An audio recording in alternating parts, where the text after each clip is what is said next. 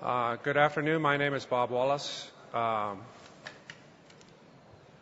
a business consultant in the games industry for a few years now, and I'm here to introduce the founders of BioWare Corporation, Ray Muzyka and Greg Zeschuk, and ask them some questions that take a historical view of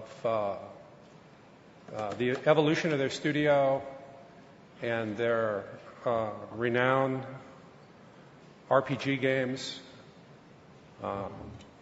From the perspective of Baldur's Gate 2, for which this is the 10-year anniversary, the art being shown.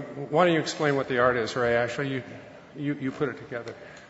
Well, sure. These are just a few random concepts and screenshots from Baldur's Gate 1, Baldur's Gate 2, Throne of Ball, and concept art from the whole series, the whole franchise, basically. So we thought it would be kind of fun to have that behind us as we talked. And if we run out of things to say, you might turn back there and then use those as inspiration for the talk. But Bob has lots of good questions for us. Yeah, let us know if you can't hear us back there. We're kind of making do with two mics, so if you can't hear us, just put up your hand, and we'll try and yell and maybe even louder or talk closer to the mics.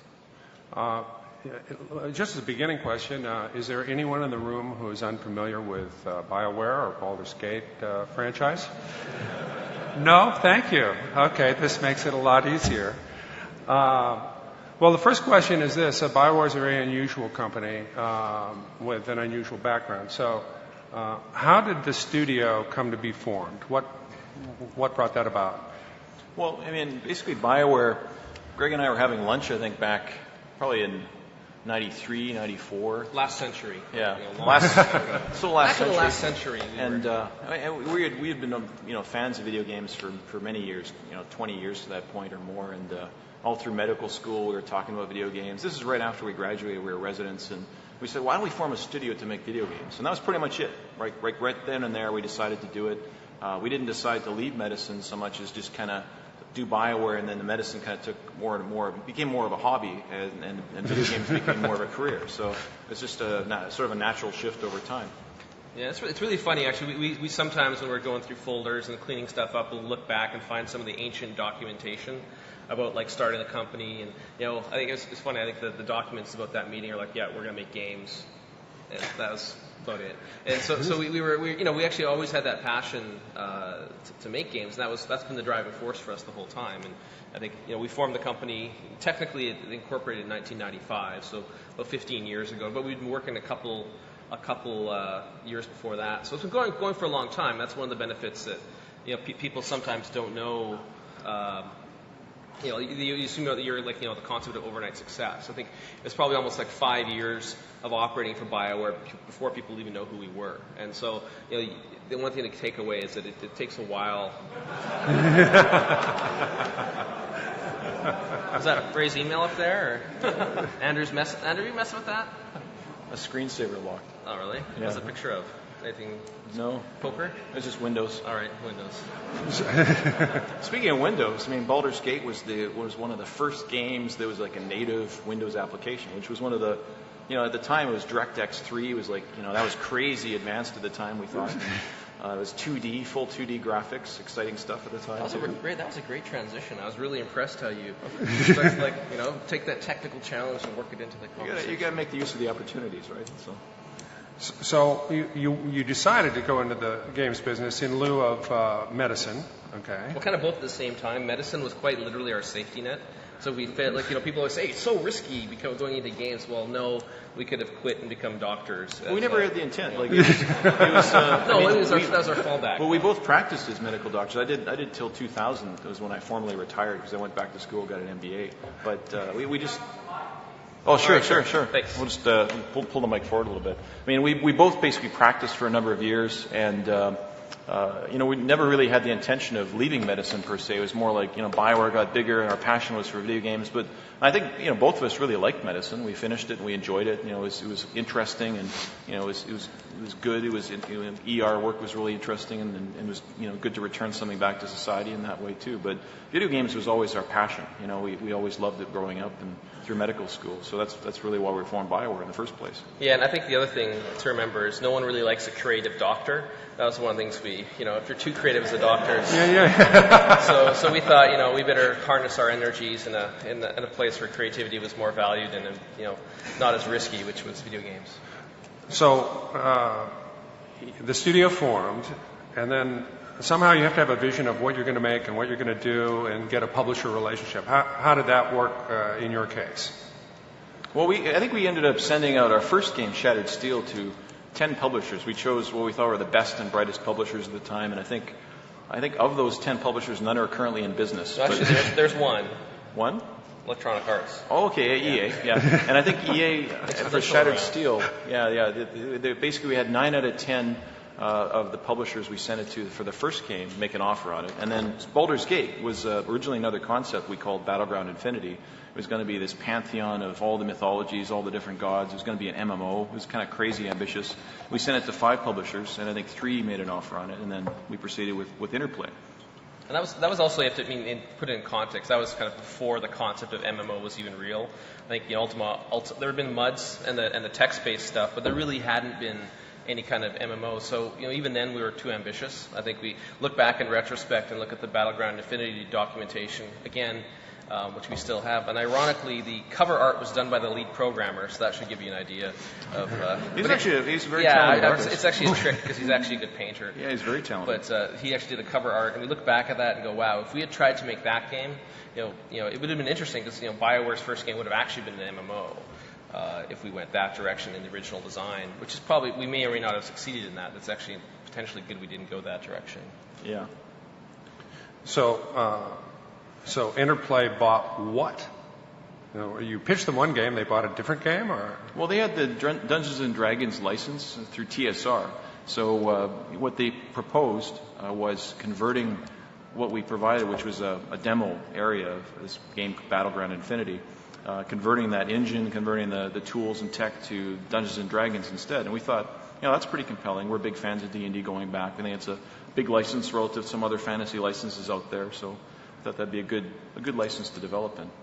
And I think it's interesting because the overall concept of what we made was actually more of the experience. So when we actually made our Battleground Infinity game with the whole mythology, we were less attached to the mythology and the IP and much more attached to the experience, the sort of top-down classic RPG. Like our passion comes from having played games since we were tiny into now when we're gigantic and getting older. And what we always wanted to make was the experience of that top-down experience. Like we can talk a little bit about some really interesting things. We would draw references from games we liked. So obviously, like that top-down world exploration of Ultima was a big inspiration for us. We thought that concept of top-down game was really cool.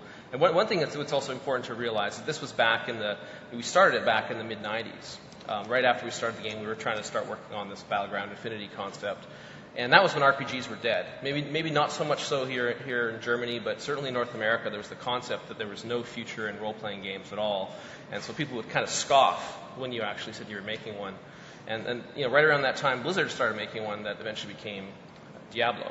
So Diablo came out about a year before Baldur's Gate, and they, in a sense, defined the action RPG space. And we were fortunate enough to have that chance to redefine the traditional space a year later. Yeah, but meanwhile, a lot of publishers were saying that role-playing games were not the place to be and that there wasn't a future for those. And we disagreed. We thought that we're going to return to the roots of gaming and go back to some of our favorite games from the 80s and early 90s, and Wizardry and Bard's Tale and Betrayal at Krondor and Might and Magic and all the classics. And you go back, gold box games from SSI and on and on. There's all these amazing games that provide these rich experiences, these immersive worlds that you can form characters and stories and kind of immerse yourselves. And we just wanted to create something that captured that magic, but bring it to the next generation. Kind of do a lot of innovation in the process as well. So when you think about it from an experiential standpoint, what you say the experience was more important than the IP concept that you sold. What was the experience you were trying to deliver? What did you want the user to feel like playing the game, or what kind of what emotions? What emotions? Yeah. What do you expect the user to get from this game that they're not getting from other games of the time? Well, I think it's interesting because I think we have a way of describing it now. Like historically, we didn't have language of how to explain it. But what we moved to was the concept of BioWare's 4 pillars. And one thing was, we looked at something like, again, the concept of ultimate and exploration. Like it's this 2D world, and you have your little character, and you run around. But there's incredible territory to explore, and around every corner, you find something interesting. So there's that idea of exploration. Combat, and the one thing for us, that combat always had to be tactical. It couldn't be just simple button pressing, and you had to think, you had to plan, and by changing tactics, you'd be successful. That was another fundamental thing. And characters, you may want to talk about the reference for characters. It's an interesting thing we were talking earlier. Oh yeah, we looked at RTSs and the way that Command and Conquer or Warcraft, you click on the characters on the screen in RTS and they would say something back to you. It was kind of a surprise. And there's another game from Surtech called Jagged Alliance that had character reactions. Whether you go into a battle and all of a sudden one of the characters would pull up a gun and start shooting at the other characters in your party and take one of them down just because they had an argument before. You were like, whoa, what the hell was that? And we wanted to create that same kind of feeling of surprise and just sort of mystery and just continuous exploration in between the story elements and the characters, and make them feel like real people. Make you feel like you're actually having a conversation with real characters, not NPCs that were AI controlled, but they really had personalities, and you feel like they came to life. And the last piece was progression. That was the 4th of the pillars. So progression was again, I think, stuff like Wasteland and Wizardry. The fact that you could take your characters. I think was it Tales of Arcania was the German Guido Henkel game that we drew reference from as well way back. But those concepts of progressing your character and making them cooler over time. All these things kind of, for us, you sort of put in a pot and stirred it up, and that was the Roland spiel we wanted. So from a development standpoint, how did that as a target guide team structure and schedule and all of the other elements? By what process did you actually go about implementing these pillars? Well, you could say on one hand we just kind of made it up because we didn't really know what we were doing much at that time. Nobody on the team had ever made a video game before. Not one person of the 60 people that eventually at launch we had on the team, which was a huge team for 96 through 98. You look at team sizes now, and that's not a huge team for a video game developer of a consoles type game. It might be big size for a smaller title, but back then that was absolutely enormous. Like teams at the time were like a dozen people at most. So not a single person on that group of 60 people had ever made a video game before, but they all came to it with passion and with just a love of the art, and they'd played a lot of the games before. So we tried things, and we experimented, and we tried to do things and learn from the process, and always approached it with humility, a recognition that we can always improve, and we kind of tried a whole bunch of different structures out, and kind of found the one that worked over time, and it continued to change as well. Like the company structure would evolve, from a single team structure to a couple teams to a matrix structure to different types of matrices and so on. Well, I think that original team had kind of a core group. Ray was the producer on it. There's another guy, Scott Gregg, who was the lead programmer. James Olin, who's the lead designer, and a guy named John Gallagher, who was the conceptual artist. So he literally, as a concept art goes. There's John's concept art up there. How about that? he literally drew every single object in the entire game. You'd sit and draw all day long. But that group of 4, and there's of course a team around them. But we had that's one concept we've always had was a core team that was actually very multidisciplinary, so that you didn't ever had a concern of was it being too programming driven or too design driven. At BioWare, we've always tried to have that balanced core team that would have a reasonable give and take around the trade-offs of game development. So that was the principle that drove that, and something we've stuck with. That's always been, the core teams have got larger. Now our core teams are probably bigger than most game development teams back in those days. I think another factor of that is that we really built a collaborative design spirit at BioWare that continues to this day, where it's a meritocracy of ideas, where the best idea well, we'll rule. And it doesn't matter where that idea comes from. It could come from the producers, could come from the artists, could come from programmers, designers, QA. It really doesn't matter. It's about making the best idea come forward and make the best experience for our fans. And we're willing to change the design and iterate until we get it right.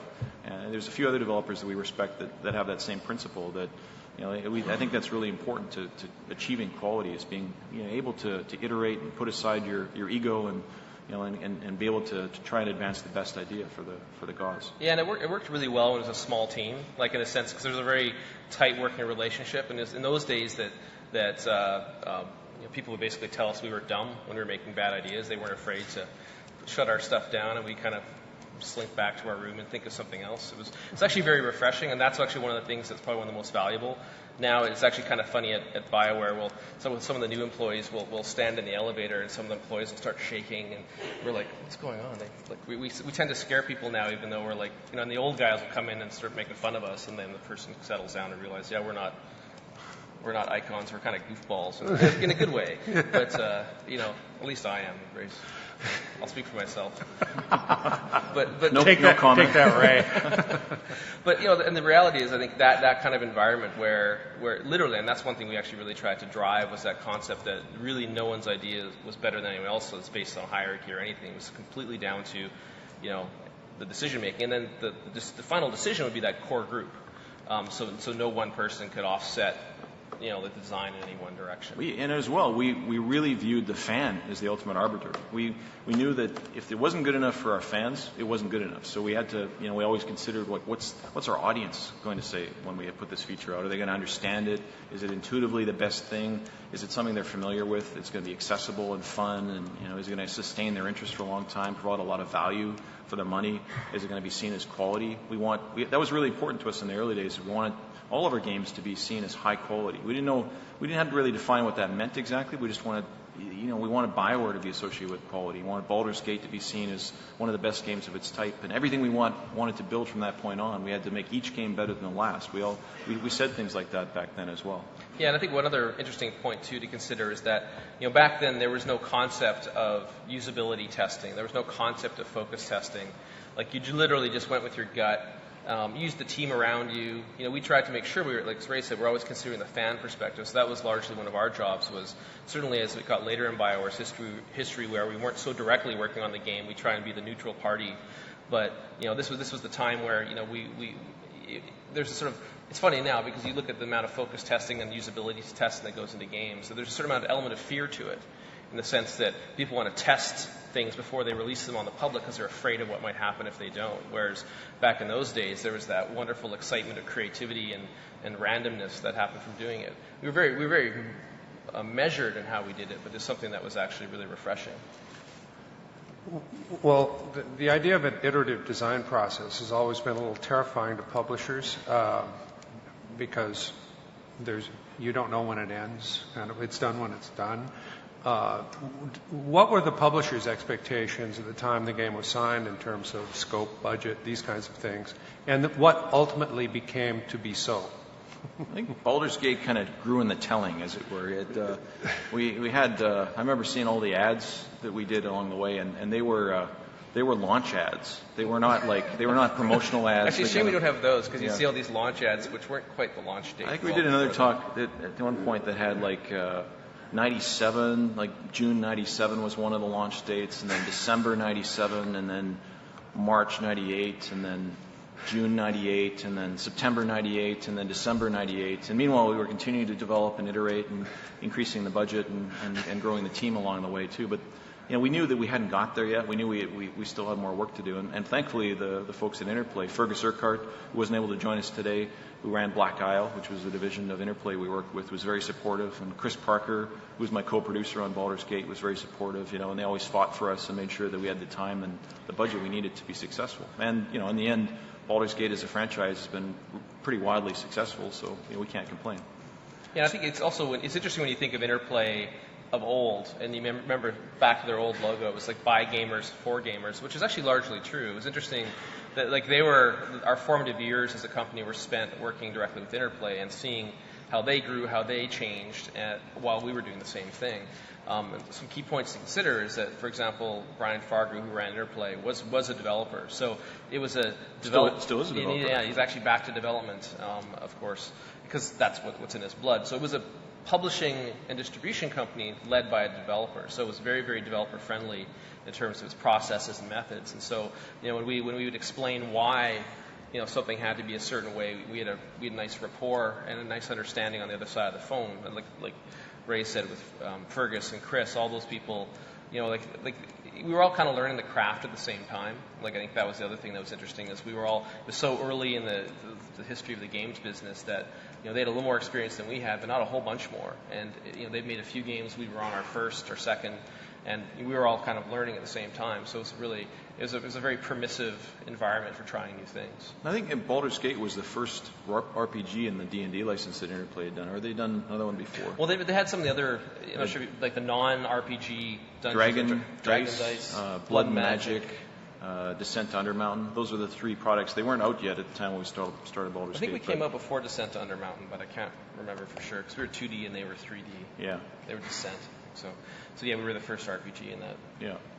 So there was a recognition that Interplay wanted to get into that space, and the D&D license was kind of designed around that too. So it sounds like you're kind of like blowing through ship dates right and left, but improving the product all the way. Can you give us some idea about the scope of the product ultimately as it shipped? Well, it was huge. We had, I think we measured the number of screens you could see on at one time. Just scroll. It was, a side scroller in a sense that you could scroll over the landscape, and there's like 100 screens by 100 screens. So that's like 10,000 total screens of art, 640 by 480, which for the time was an immense game. It was like about 100 hours of total game content in the game. Baldur's Gate 2 is double that, probably 200 hours or more. Throne of Ball, which we released as an expansion pack, was probably a good 50 hours of content. So it was like the joke that was the biggest mistake we ever made was not actually making Throne of Ball Baldur's Gate 3, because it actually was. It was the conclusion. It was a 45-hour, 50-hour expansion pack that you look back and go, oh, what were we thinking? And actually, I remember there was one conversation along the way that we had with the guys about even splitting Baldur's Gate 2 in half. And it was interesting because in retrospect, obviously it makes sense, but at the time we actually didn't build the game in such a way that it was easy to do that. Like one of the other ways we designed the game specifically was to be able to retraverse and go back to areas, and everything was linked together. Global scripts, global variables across every area. It was just a nightmare to decode. Yeah, so Interplay's conversation was, so this one's 200 hours. How about we make two 100-hour games out of that? And we're like, well, we didn't make it that way, and it was really not built to do that, which was a problem. And then, of course, we didn't learn our lesson when we made the Throne of Ball not number 3, but it really was. And it was I think one of the things we're most proud of is that, there's times when game series don't come to conclusion, but the one great thing about the Baldur's Gate series is we did actually put an end on it. It actually finished at the end of that second expansion pack, and that was the whole series. It was all encapsulated this great experience from start to finish. Mm-hmm. So from it seems like you took too much time probably and too much money, but you over-delivered on the content side as well. So it seems like it was worth it. It seems like it was worth it. What part of that was just we didn't know what we were doing. Like honestly, a lot of it was kind of building first principles of how to build a game.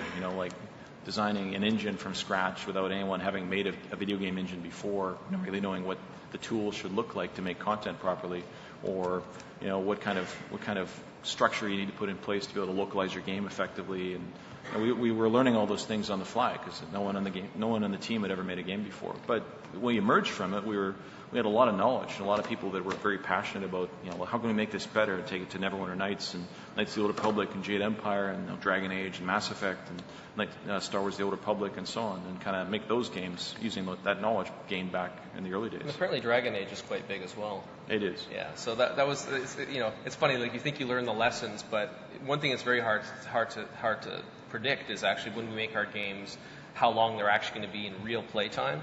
And Dragon Age is another example of a game that's obviously quite big.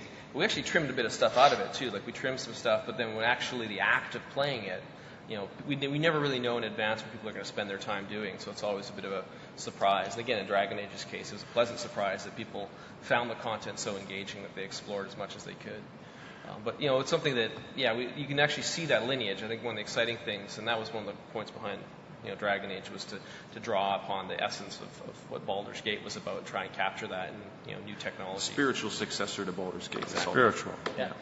When you think to the Baldur's Gate and Baldur's Gate 2 time periods, what kind of problems did you have to overcome as a studio in order to, get the product out? I mean, there's always little surprises that happen in the development of a game that need to be somehow hurdled or overcome in order to get the game shipped. We ended up redoing the art 3 times from scratch, just because it wasn't over the course of 3 years.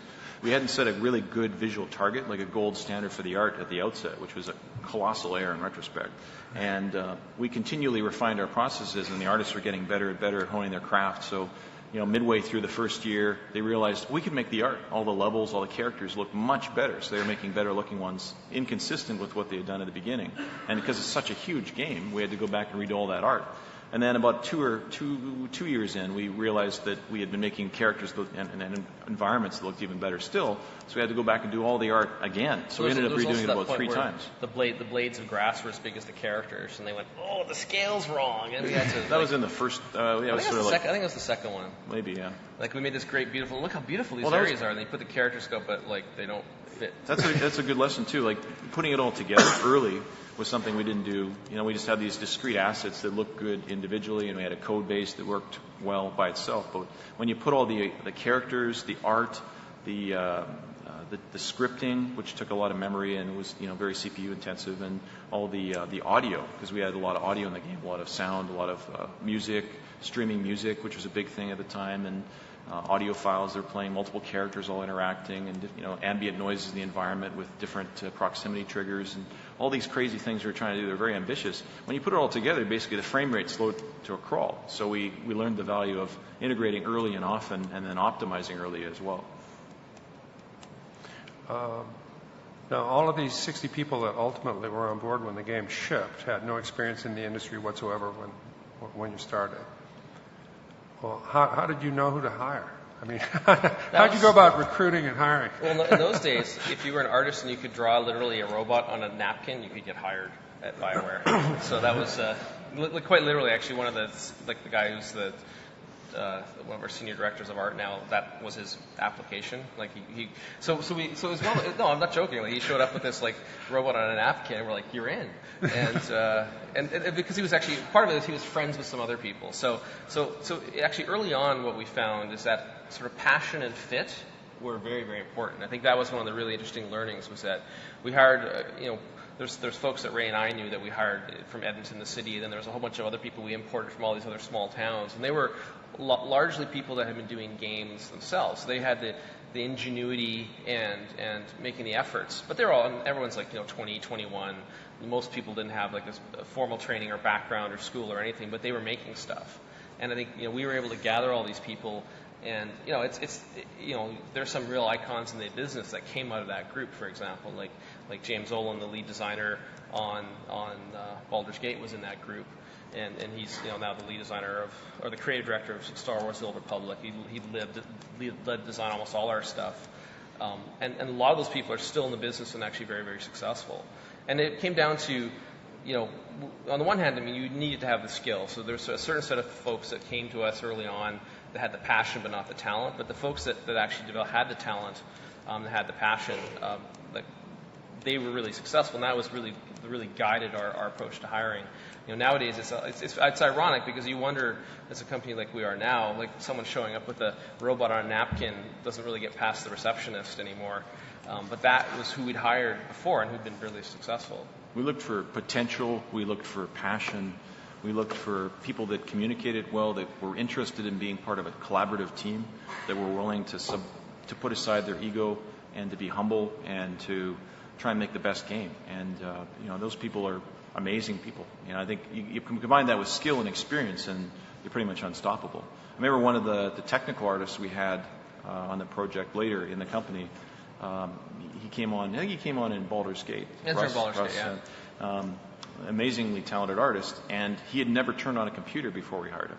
He didn't have any technology background at all, but he carved ducks hunting ducks, like the Duck kind decoys. duck decoys, that you put in the water. I don't know if you have that here, but you carve. We don't really put them in the water. Someone must put them. Someone in the must put water. them in the water. Or they put them on their mantle. Or Anyway, we thought he must have really good 3D spatial skills, and he seemed like he was passionate for the idea of making games. So we gave him a shot, and he ended up being an amazing artist. And there's so many stories like that. Like James, the fellow Greg just mentioned, an amazingly talented lead designer. He had never really designed games before, but he ran a comic book store, and he was passionate for comics and novels and fantasy and science fiction. He could talk for hours and hours about this stuff. And he was also the dungeon master for a D&D group, pen and paper role playing, RPG, live action role playing kind of thing in his hometown. And people spoke in glowing terms about what a great DM he was, a dungeon master. He could create a campaign and just create this universe that people wanted to be a part of. We thought there's an idea there that this is someone who's talented. People who follow him. He's a leader, and he's able to create a universe that people want to be a part of. He'd be a great lead designer. So we gave him a shot, and he just flourished. and even better, he traded his box of magic cards for a station wagon so he could drive to BioWare and work there. So that's commitment. They were really good magic cards Yeah, too. Knox Diamonds, the whole thing. Because he took advantage of the little kids in the store. But what else was it? You don't want that diamond. That's no good. From a technology standpoint, if we look, what did you have to work with, and what did you have to make? Yeah, it's interesting because those of you that have been in the business a long time, if you think back to the mid-90s, the concept of middleware didn't really exist. So, you really couldn't go and find an engine to use. And secondarily, the development tools were really archaic. Like, we did have 3D Studio Max. I think we used Lightwave for the backgrounds. The characters were done in, it wasn't even Max. It was 3D Studio Revision 2 was the thing we used. Max came, I think, probably during Baldur's Gate 2. So we had to develop our engines from scratch. I think one thing Ray mentioned earlier too was that, we actually made a native Windows application. Like, it was a big deal because Shattered Steel, for example, was a DOS game, and we're going to make this big step and do this Windows-based game. So actually using DirectX was a huge leap because no one ever used it. Doing something native to Windows, that was like, I think we started, it was probably 3.1, or was it, what Windows was it? It ended up being 95, but we had to start. Yeah, 3.1, I think. Yeah, when we started working. That's a long time ago. Yeah. So really, one of the benefits people have now in making games is there's a certain amount of tools and technology you can use, whereas we literally sat there with a bunch of people that hadn't made games with a blank piece of paper and no technology, and said, hey, okay, let's make this. And fortunately, actually one of the funny stories was, if anyone used the original version of DirectX, there was this Asteroids demo where they had like this version of Asteroids. And so what we actually did was took that version of Asteroids and made our first demo from Battleground Infinity. It changed like the rocks into monsters, changed the black background into like terrain, and actually literally took that original demo and then figured it all out. Our lead programmer was the one who did that, and actually converted it into what looks like a very archaic version of Baldur's Gate, but what originally started as an Asteroids game that shipped with. Don't tell anyone that because it's. Yeah, we threw all that code out. Oh wait, that's all gone. Actually, we ended up creating some enduring technology out of that too. The Infinity engine and the Chitin engine framework was we reused it a number of times in our games, and Interplay licensed it back from us as well and created Planescape Torment and Icewind Dale 1 and 2, and we both did a lot of products together for many years as a result of that engine technology. So part of the reason why we were able to do that is because the people who had worked on the technology had come from enterprise software, and they had a lot of good processes, a lot of things that back in the early 90s weren't really established in the video game industry. They are now, but things like not embedding code, text in localization text inside the code, inside the actual C++. Like, that was pretty common back then, so you'd have to actually change the text for every version, every new language. You'd have to go in and modify the old source code and recompile it. We had a database outside that, partly because of the volume of text and partly because our enterprise software programmers said, it's a better way to do this. We can make a database that's scalable, that allows you to kind of swap things in and out, that allows you to do a version check and only localize the things that have changed and all that good stuff, associate audio files with the text, and we were able to do some pretty advanced things at the time that stood us in good stead for later on when we had millions of words in our games. I think what we ought to do before we spend too much more time here and run up against the deadline is to open it up to some audience questions, if there are some. Can we bring the lights up and... Probably provide a microphone as well. Yeah. This looks like a microphone on the run. And there's a hand right here in the front. Yeah. So yeah, actually, if you want to even line up somewhere, maybe in the center. We can. If you want to line up here, that might be easy. Who has questions? Yeah, you can just line up in this little sort of aisle, and we can answer them. Testing. Hello. Whoa. Hi. You talk about your like of the top-down perspective. What made you try new ground with Neverwinter Nights and then move on to Mass Effect? Why did you want to try that aspect? Well, we've always tried to innovate, and I remember one of the things after we launched Baldur's Gate, and we saw some of the early sales reports come back, and about 3 months after we launched, we were seeing it's going to be one of the big games of the year, probably in the top 10, maybe the top 5 titles of the year, and that's outstanding. It's great. We're a brand new developer. This should be good news. But I remember waking up just in a cold sweat, just scared out of, for my life in a way. It's just, what if this is the best thing we ever do? What if this is the best game that BioWare is ever known for? And that was just unacceptable. The idea that this would be the only good game we make and that our future work wouldn't be better was paralyzingly frightening to me. I wanted to make sure, Greg wanted to make sure, all the people at BioWare wanted to make sure that we continue to evolve our craft. We see video games as an art form, and we want to continue to make them better each time. So with Neverwinter Nights, we tried to do some new things.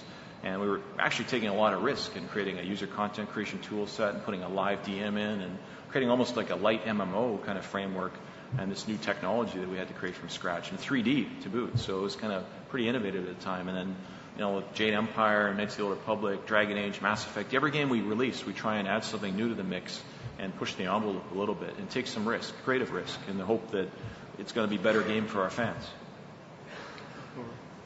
Yes, okay.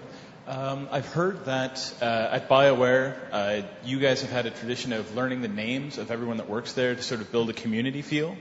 How are you still able to do that as it's grown, and how has the binding or purchase by EA of BioWare changed that, or will it change at all? Yeah, I think the we actually really did try and learn everyone's names, because one of the things that's nice about having a development company is that sense of community with the people there. You're on a shared mission to do something. I think it's became hard for us, but certainly in Edmonton, and even as we've expanded, like within Edmonton, we're into the well over 300 people stage. 250. Yeah, and so we were able to hold it together till about 150, 200, and that was kind of our maximum, even with intensive study. And then we also, of course, have Austin, which is really big, and then BioWare Mythic. Mythic's part of the family in the Montreal studio. So, we can't really do that anymore. Like, I think what we do instead is everyone that comes into the company, we try and take them through an orientation about the history, take them through what the company's about, really try and instill a concept of where we came from, like collectively. And it's harder to have the community when it's bigger, but I think what we actually have instead got now is really strong sub-communities. So what's happened to a certain degree is that the project teams are now the surrogate for that organizational body. And so they actually, I think on a project team you have that really, even when they're quite large, a really good community feel. One of the interesting things about shifting gears to the EA part of the question, EA's been incredibly considerate about us maintaining our culture. I think that's been one of the things that, any smart company that, purchases another company goes, well, maybe the thing to do, especially if we're successful in advance, is not break what isn't, not fix what isn't broken in that sense. And so we actually have been very fortunate where, we can actually carve out things. And it's very reasonable. We have an interchange of things. There's a lot of stuff that we've actually adapted from EA. There's a lot of really great processes. We've got people helping us out on our projects from EA. And we are EA. It's a funny mindset that we wouldn't have expected 10 years ago, but now makes complete sense to us. And we actually kind of find a nice balance between core BioWare culture and importing EA elements that are congruent, and then you also have to provide, in a sense, an interface back out. So it's been, and I think the way we've been able to do that is we had a strong culture, we knew who we are as a company, we knew what we were, and we were able to protect that. And then we were mature enough that we could absorb new information and have a way to link back to the original goals with a new partner. It's been really a two-way street. We learn a lot from being part of EA. We are EA, as Greg said. We're part of a publisher. We're still BioWare at the same time, so we haven't lost that identity in the process. What we have had to do over the years is we've grown to the group's now about 800 people. Like, I spend a lot of time with the leadership of all the locations, the GMs in Austin and Edmonton, Montreal, and Virginia, Fairfax, Virginia, and now Ireland as well. We have a CS location working with the Austin team there, so on SOTOR. So we have a whole range of different groups doing different things. We spend a lot of time communicating with them and trying to make sure our core values are shared and understood by everybody, and our strategies shared and understood. We do group-wide community broadcasts through VidCon to all the locations simultaneously. We travel around to all the locations. I fly around to all the places and spend time with all the different leadership. And it's really important to continue to invest back. So while maybe we don't know everybody in the whole group, all 800 people, all their names, what we do know is we know who the leaders are of each location. We trust them now to carry the torch and make sure that they're maintaining the culture and the values. So I spend my time trying to maintain that and make sure that they understand what our goals are, our strategies as part of Electronic Arts, but also BioWare, and our values. And our values are really the thing that's been a core part of our culture forever, and I think they always will be. Here. The question is, BioWare is known for its enormous projects, huge games, but the retail market seems to shrink now. It's the game's getting shorter, 80 hours of playtime, not compared to the thousands of hours of playtime of RPGs. What is the course of BioWare gonna do? How you react to that? Well, I think we... Go ahead. Well, one reaction is our Star Wars game, of course. That's the Star Wars, The Old Republic. We joke it's like Knights of the Old Republic 3, 4, 5, 6, 7, 8, 9, 10, and it really is that amount of content. It's going to be a huge experience for people, but you expect that to some extent because it's an MMO. And it's got these character arcs of all the different character classes, so it's going to be quite something. Yeah, and I think the key element of that is it's direct with the consumer. I think the point you're making is that also it's not just the retail space has changed; the entire nature of gaming has changed. I mean, there's the stuff online in terms of social gaming, and there's flash gaming. And if you look, if you look around, we've actually got little things in all those spaces. We made a Facebook game, called Gift of the Yeti, which was just a fun little Christmas thing we did. We have a iPhone game. There's other stuff we're working on that actually reflects the fact that the market's different. And of course we have an aptitude and a skill in making giant stuff. And one thing to remember too is that actually hasn't changed. The very top of the market is still a very, very good place to be. It's very competitive, and we're comfortable competing there because we have competed there for over a decade. But that's the space you have to be successful on it. But we have a lot of other things that we're doing that actually try and touch on the different business models, the different relationships with fans. I think that's back to the point Ray was making. We don't want to become obsolete. We want to continually be evolving. And the reason we try all these small things is so we can actually get a little experience in that space and decide whether that's a space we're going to step into seriously or not. And we're still exploring a variety of options in all those areas. One of the ways we regard our games when we launch them as platforms for new exploration innovation. So Dragon Age, Mass Effect as examples are platforms for us to develop post-release downloadable content for our fans and explore new types of gameplay, make more content the fans are enjoying. We're doing a lot of innovative things out of BioWare Mythic, out of Fairfax, Virginia as well. So we haven't announced some of the things that they're doing, but in addition to the operational MMOs, they're working on Ultima Online and Dark Age of Camelot, Warhammer Online, which are profitable, sustainable MMOs. We also have some new stuff in development there that we're going to announce later on, and we're pretty excited about. And we have lots of small projects as well, like post-release downloadable content, Dragon Age and Mass Effect, and in addition to the big projects like Star Wars: The Old Republic, which is a really high-quality, enormous MMO that I think fans are going to enjoy. So we really have quite a range of content in the 4 locations we have in our group, And there's a lot of innovation there, big and small, and a lot of exploration of new business models and new types of content that the fans are showing that they want. So going back to social gaming and things like that, we're really integrating a lot of content now with our social.bioware.com website, and we're looking at Facebook. We're looking at other platforms of ways to extend our content both inside and outside the game. So we have to continue to innovate our business model and the types of content and the way we share our content with the fans, and just go with what the fans want, because that's, in the end of the day, the fans are the people that arbitrate our success. Do we have another question? Yes. We have another one over here after this. Okay. Oh, No, afterward. Okay. Recently, we have seen classical games like Monkey Islands getting re-released for historical and trying out the old games again, nostalgia feelings. Are you planning to do something the same way with your games? Yeah, I mean, so you didn't hear the question. It was like, yeah, is there a possibility of like a re-release of the old school Baldur's Gate stuff? It's interesting because we don't actually control that, in the sense that we were obviously the development partner on that. But the business of the games is really intertwined between a whole bunch of companies. Like, for example, Interplay was the original publisher for a while. Sierra and Vivendi had published it.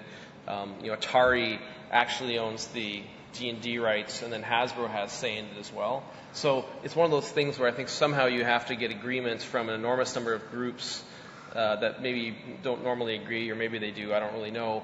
But just try and make that all, threading the needle to make that happen would be incredibly challenging. I mean, obviously it's something we'd love to support. It'd be really, really cool to see some of the stuff redone in, higher definition and, rezzed up. But as far as it happening, it's actually dependent not on us at all, but on these other, a whole bunch of other businesses that all have their own independent needs. So it's tricky. Now that you've mentioned Facebook, there was a question from the Mass Effect 2 fan page. Who do you think would win, the Empire or the Council? The question was... The Empire from Star Wars, or the Council from Mass Effect. Oh, you're trying to mix IPs on us, aren't you? Who do we pick? Like you did. No. Who would win, the Empire or so Star Wars, the Empire or the Council from Mass Effect? Oh, okay. Wow. Okay. That's a way out there question. That's what we're having like trouble getting that. Advanced biotic technology and the Protheons versus the Force and lightsabers. Wow, that's interesting. I can fairly say we've never considered that question before. We'll build a simulation that'll test that out fully, but it might take a while to run. Yeah.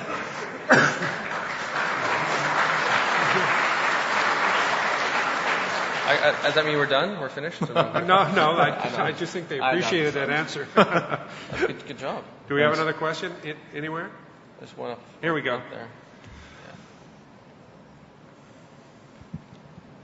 A slightly related question, perhaps. You started working with franchises with Dungeons and Dragons and later Star Wars, of course, and then you developed your own IPs, and now you're back doing Star Wars.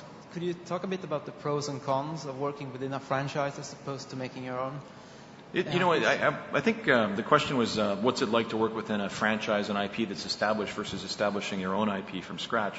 And they're really the same thing, but just on different ends of the spectrum. So it's sort of like if you take a new IP, a nascent IP, and before any branding or development has occurred, and imagine what that would be like in 10 years through multiple products and franchise iteration, and releasing novelizations of it, and films and television shows and multiple games and lots of post-release content, sequels, and really that's sort of the other end of the spectrum. And when you have a body of work you can draw on, and almost like this iceberg with more underneath the water that's kind of giving it a sense of weight. But it's almost like having a plan to when you create an IP to get it to that point, you have to invest in the backstory of the world and kind of make it feel that extra amount of real, incredible for the fans. If you invest in the backstory that kind of ties it all together, the fans will sense that when you surface some of those elements, just the details that they see will feel more real and valid as a result. And for us now, we take a much more thoughtful approach to building franchises than we did back in the days of Baldur's Gate. I think back then we were talking about earlier that it was really almost a one-off.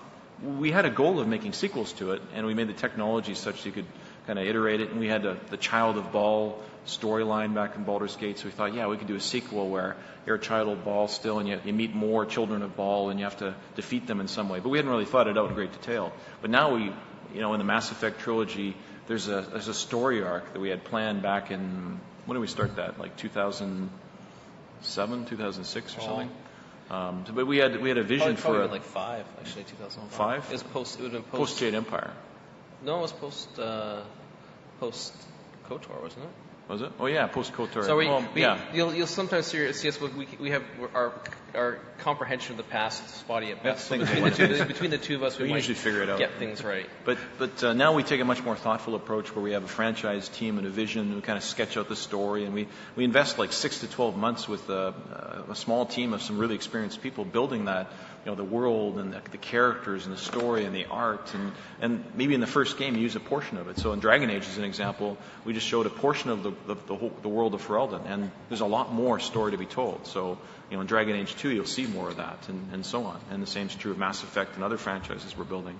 It's a privilege to work with an IP as rich and as storied as Star Wars. I mean, we're huge fans of that IP, and to be able to draw on the knowledge and the content and all the different parts of the canon, that universe, and be able to work directly with the people at Lucasfilm and LucasArts is like a dream come true. And it's also a dream come true to build our own IPs. So it's we get the best of both worlds now. Yeah, and we're actually, and one last thing on it, we're very deliberate about the business strategy around it. That's one of the key things that we, over our entire time, we always felt that we wanted to have some of our own IPs in development, but also have the sort of the reliability of having existing IPs. So really, we always had both going at the same time. But I think it's fair to say we treated both the same degree of reverence. I mean, it's very important that, one thing we've also learned is, typically, often developers would work with an IP and think it's a free ticket and they could be lazy and not make a great game. I mean, we always saw it as a potential magnifier that if you actually had a great IP and you made a great game with it, you would actually transcend what you could do without it.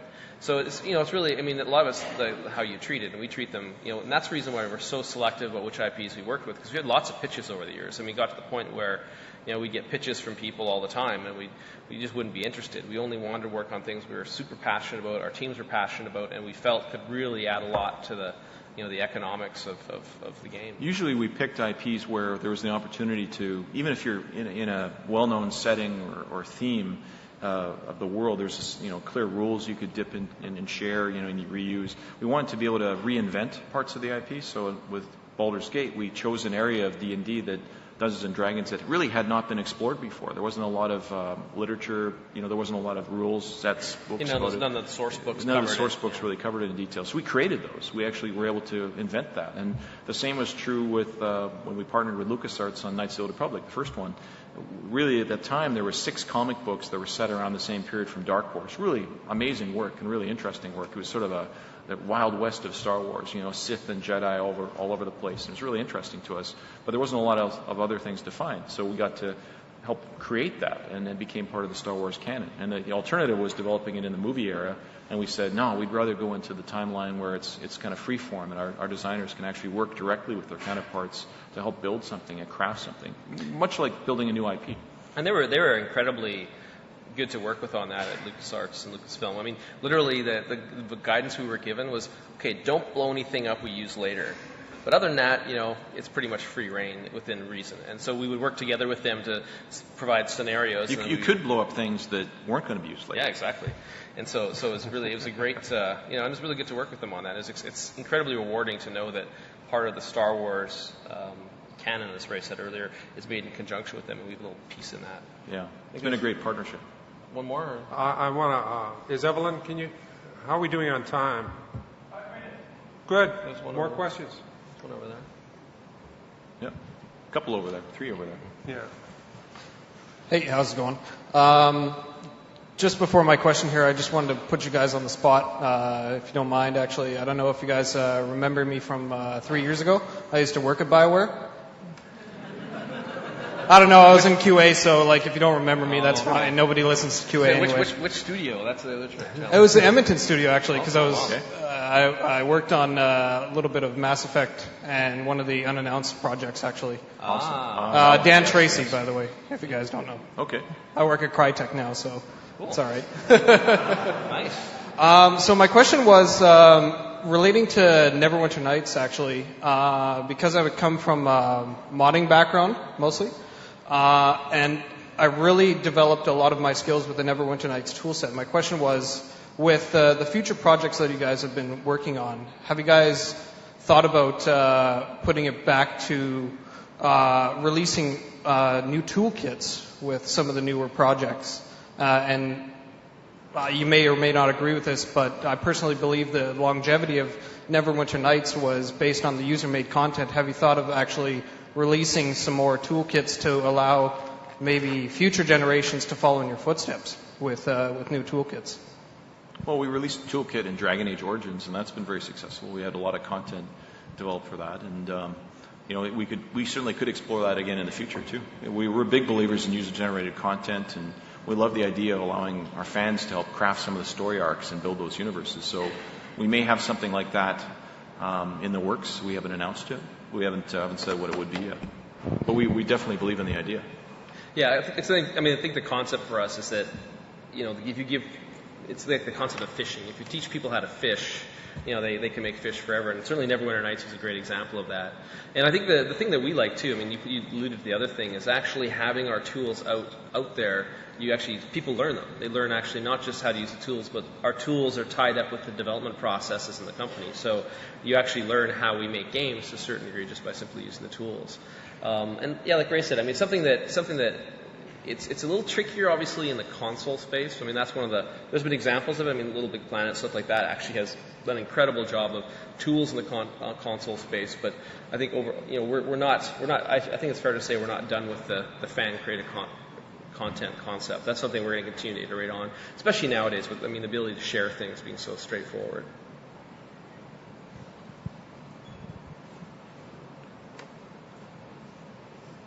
Sorry, still. That's okay. Look, there was 2 more questions back there, I think, too. I don't know how much. Oh no, we're getting cut off. Oh, is that we it? got the wave. Is this it? Oh, All so right. then the yeah, we got to wrap it up. I think that's the wrap it up sign. Okay. There you go. I guess we're out of questions.